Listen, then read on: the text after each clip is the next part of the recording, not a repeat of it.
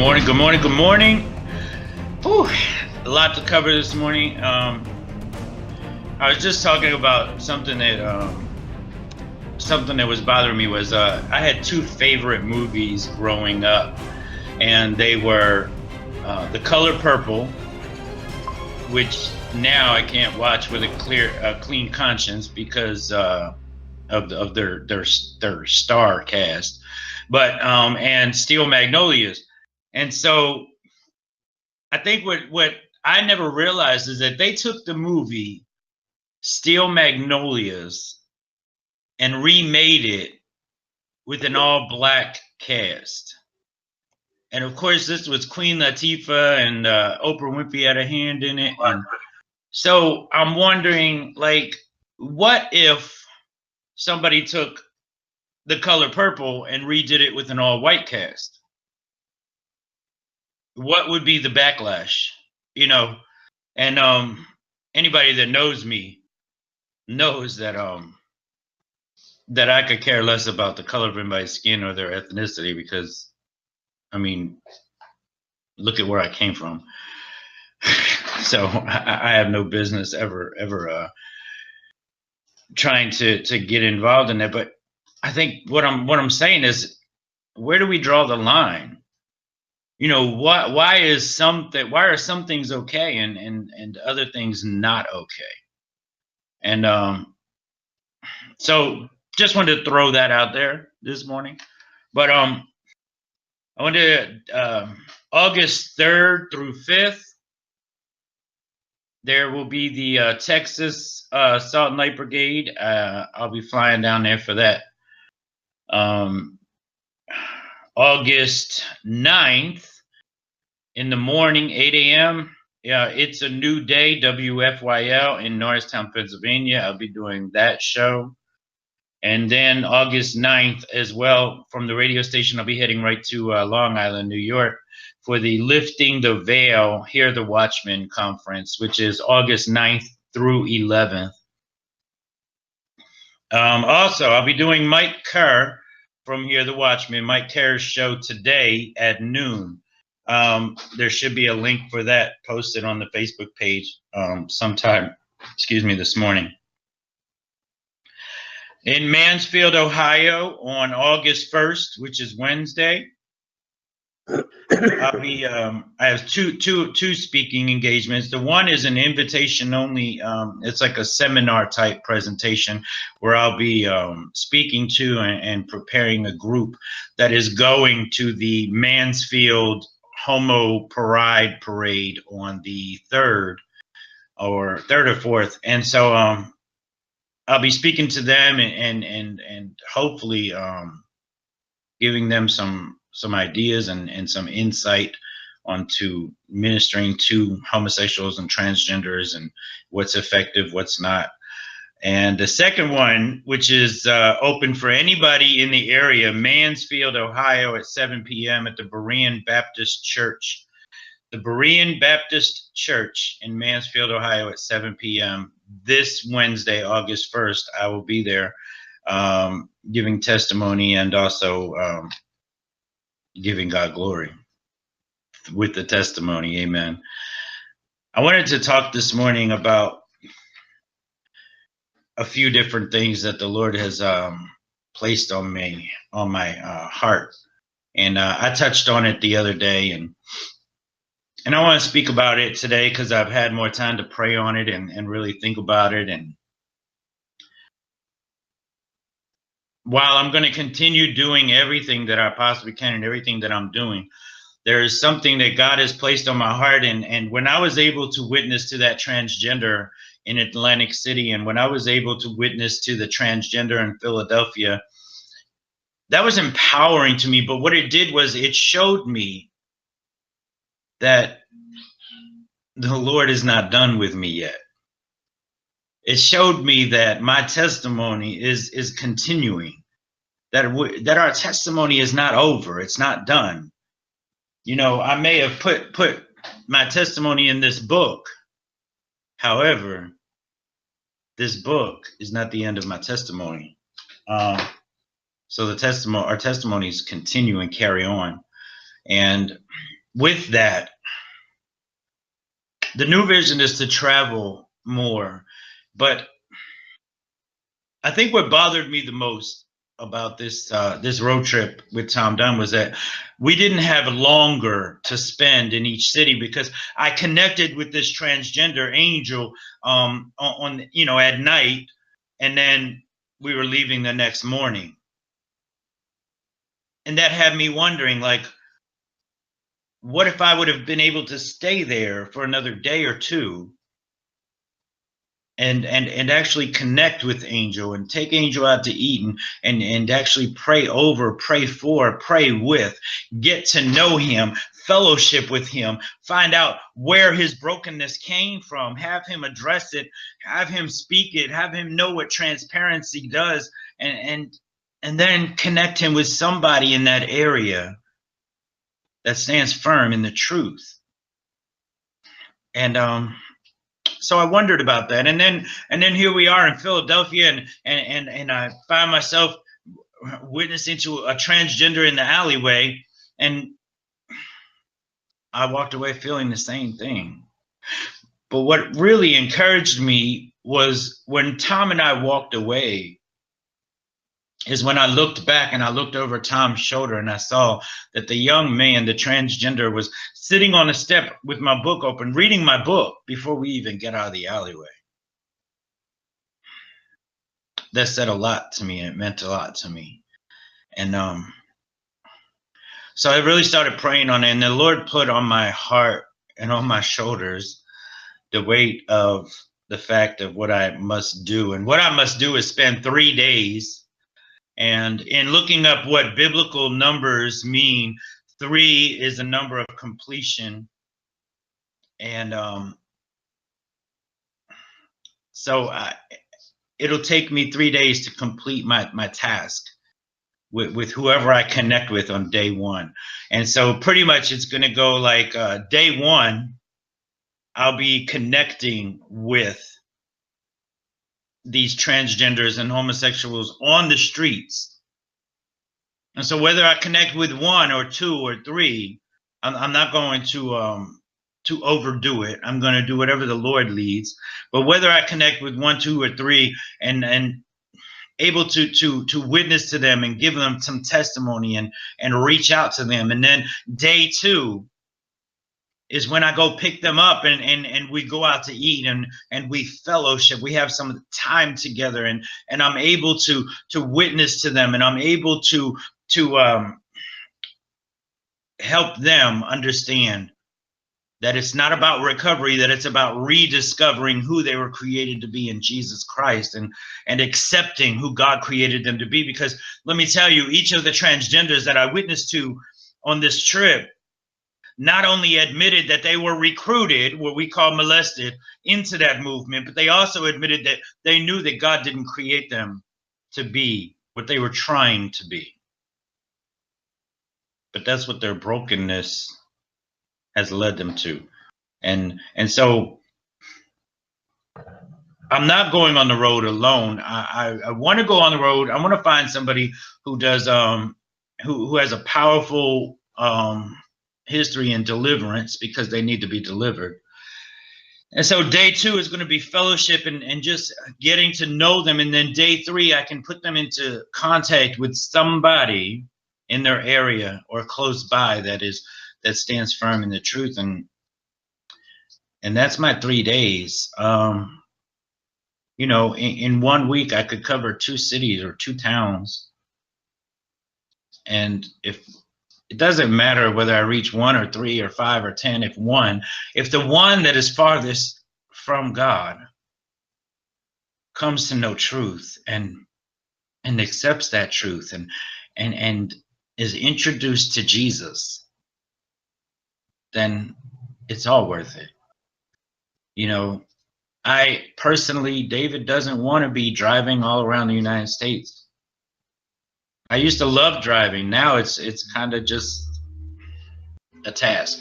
But it's not about David, right? It's not about what David wants to do. It's about what David is commissioned to do. And I've been commissioned to do this. Also, I've been for probably about 6 months now. I've been thinking about and planning and trying to figure out how to go about doing another documentary that would reveal and uncover all of the things that go on in public bathrooms, public parks, and rest stops. And the documentary, I wanted to title it Unrest Stops. And when I was on this trip, and Tom Dunn and I went up on the boardwalk, and I saw that public bathroom that I used to hang out in when I was 9 years old.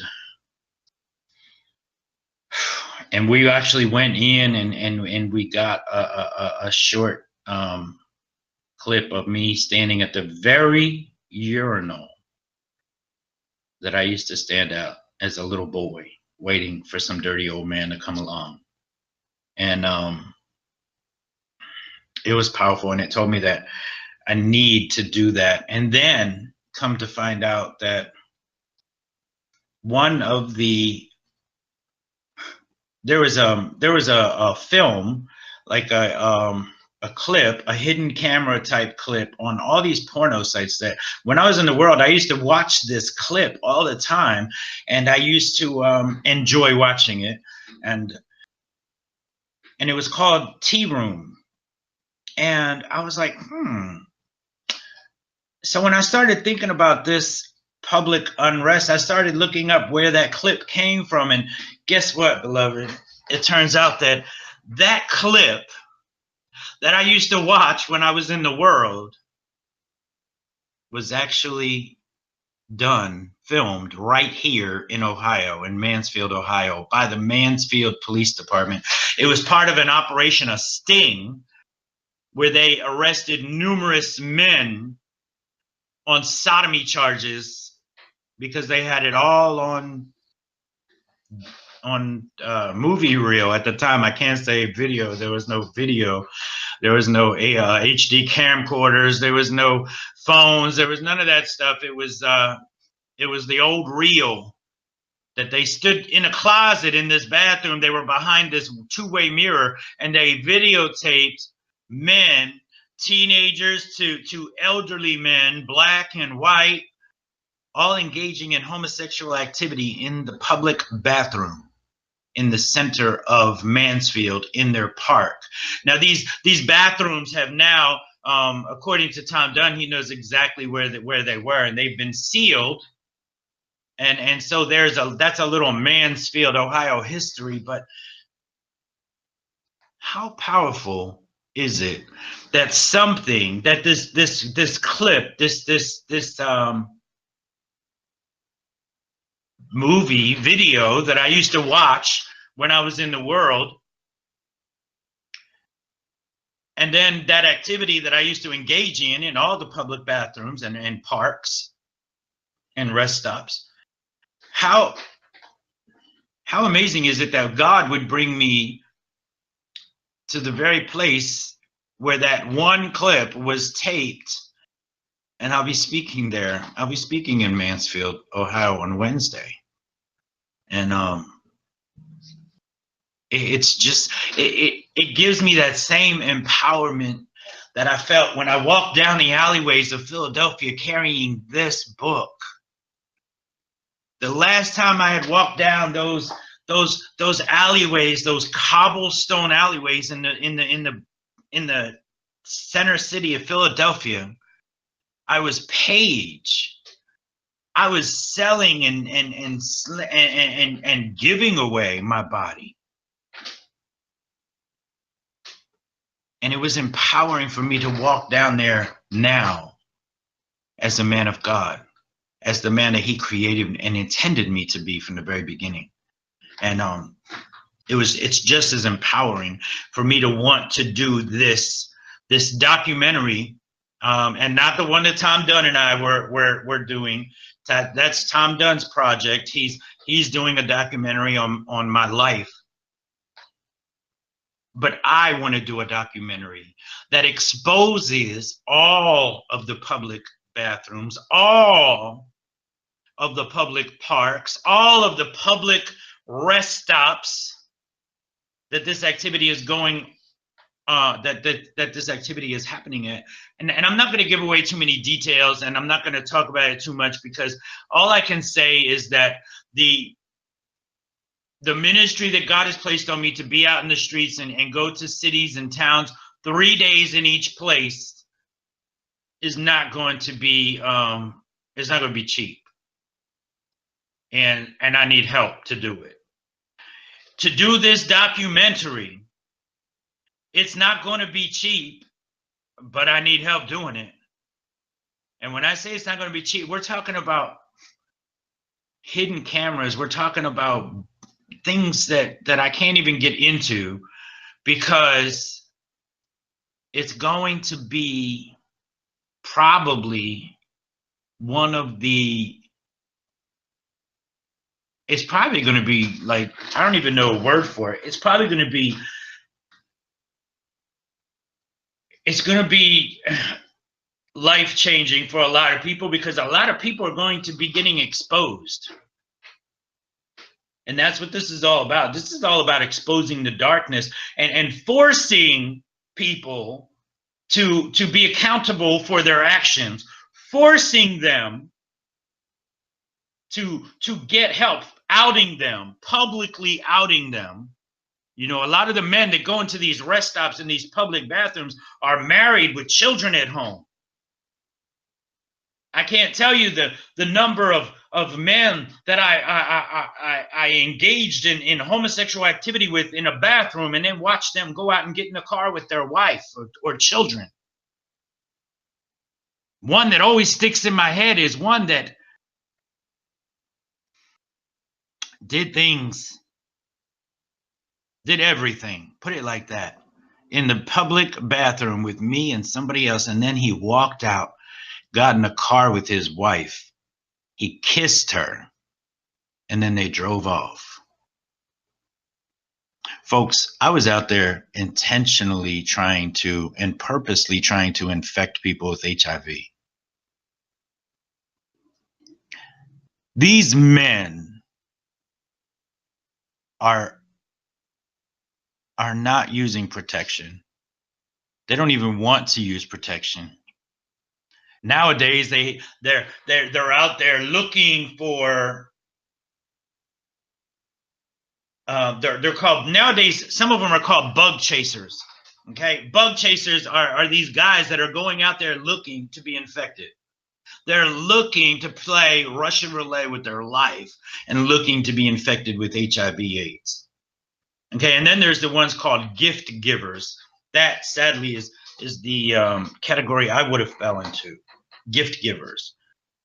The gift of HIV/AIDS. Yeah, it's not a gift. That's for darn sure. But Jared, if we can run that, or actually let's show the two articles, just the headlines, and then some of the photos, and then if we could go into that video, and then during the video I can actually talk a little more, because of we're not going to have the sound for the video. And don't worry, folks, there's no there's no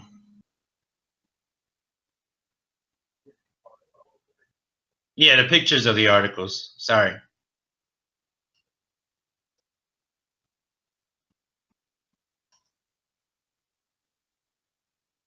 Yep. Yeah, I think there was two. And I just wanted to show that it was actually in the Mansfield newspaper. You know, hidden movie camera used by police to trap sexual deviants at park hangout. 17 arrests. So the wording is classic.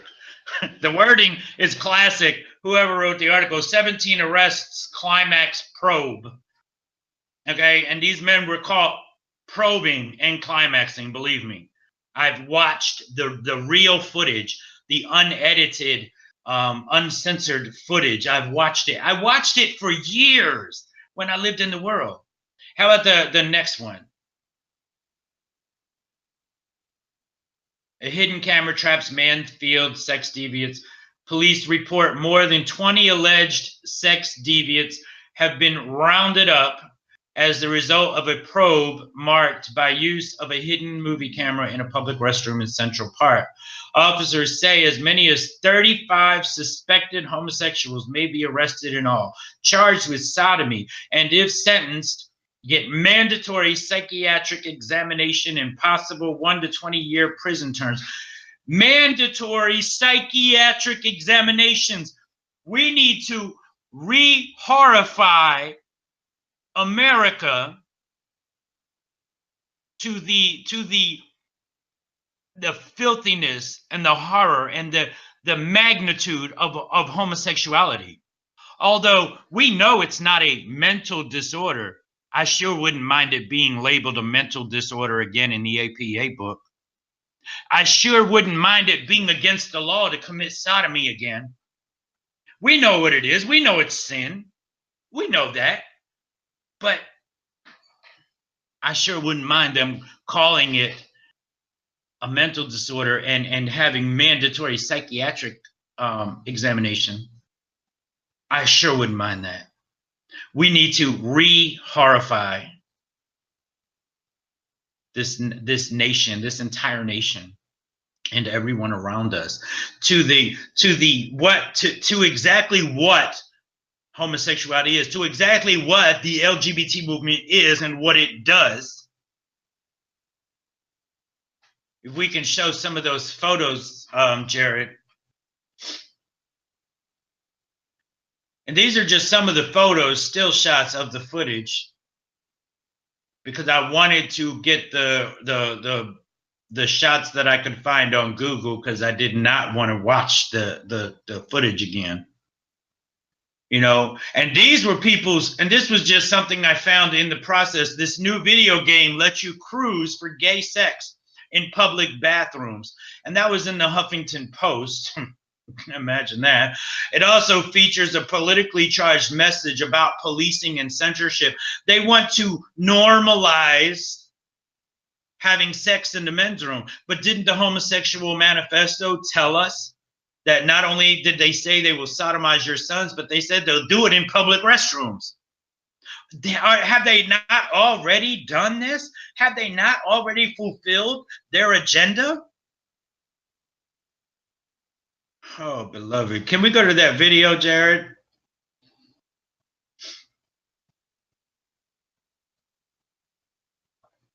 Now, the sting was called Tea Room. Here, this was the gentleman's bathroom, and they go down.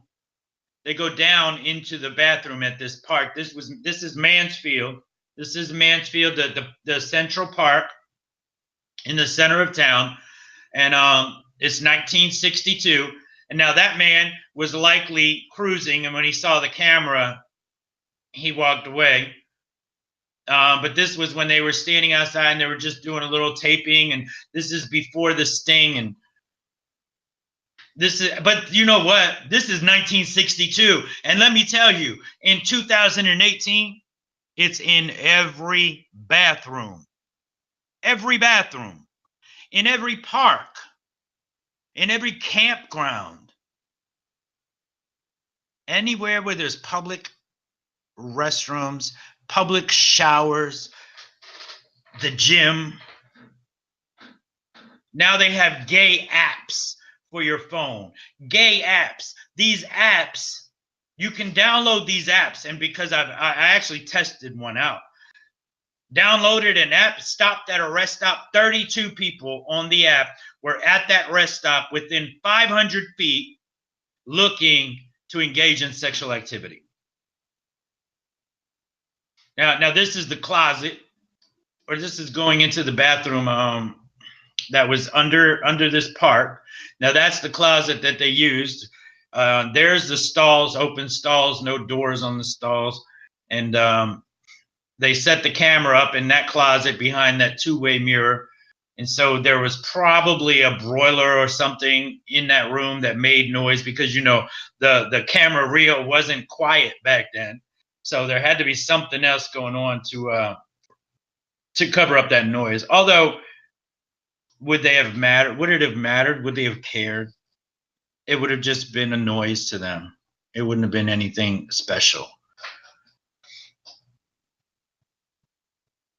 So, and these, when you see like urinals like this, see, there's a lot of reasons that in a lot of public restrooms and in your libraries, your public libraries, and I'm telling you, I'm finding out a lot about this area because I'm in touch with some of the people that I met at the homosexual pride parade, and two of them are giving me so much information. They're doing it willingly. I'm not deceiving them into it. They're doing it willingly. They want me to have the information.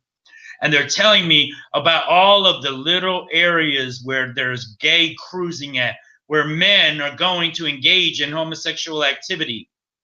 And so as you see, there was no setting up the camera and leaving it, no motion detector back then.